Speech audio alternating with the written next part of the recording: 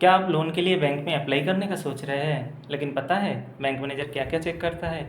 सिर्फ civil score काफ़ी नहीं है, बहुत कुछ देखा जाता है। मैं एक सरकारी बैंक में मैनेजर हूँ। मैं अपने रियल एक्सपीरियंस से आपको बताऊंगा लोन अप्रूव होने के पीछे क्या सोचा जाता है। हेलो दोस्तों, आप सभी को फिर से एक बार मेरे चैनल में स्वागत है। मैं हूं Sabuj Roy. Being a branch manager, मैं हज़ारों लोगों का लोन एप्लीकेशन देखा हूँ, जिसमें बहुत सारा अप्रूव भी किया हो और रिजेक्ट भी।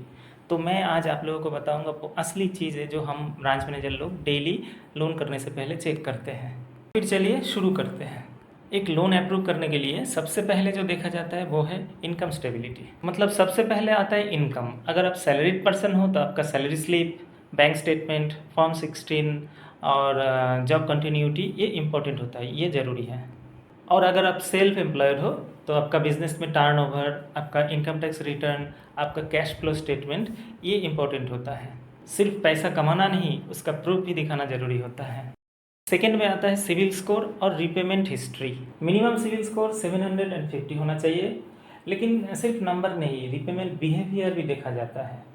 अगर आप कोई लोन रीपेमेंट करने में बहुत दिन तक डिले किए हैं, या आपका कोई पुराना एनपीए लोन था जो ओटीएस में सेटल हुआ है, तो वो सिविल रिपोर्ट में आ जाता है, तो आपका लोन एप्लीकेशन तब तुरंत कैंसिल हो सकता है।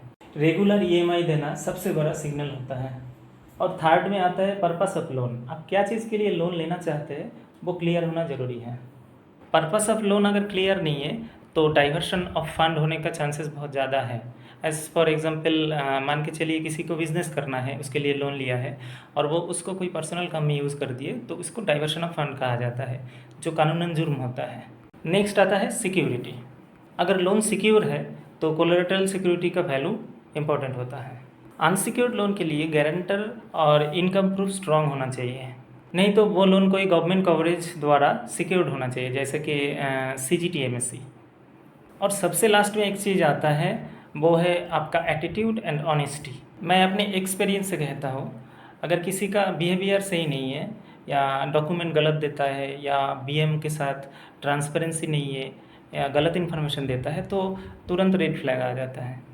एक बार एक व्यक्ति मेरे बैंक में आया, उनको पर्सनल लोन लेना था, सिविल स्कोर ठीक ठाक था, लेकिन उन्होंने सैलरी स्लिप में ऑल्टरेशन किया था। जब मैं बाद में इंक्वायरी किया तो पकड़ में आ गया, तो मैं उनका एप्लीकेशन तुरंत रिजेक्ट कर दिया। इसीलिए हमारे लिए ऑनेस्टी सबसे पहले आता है।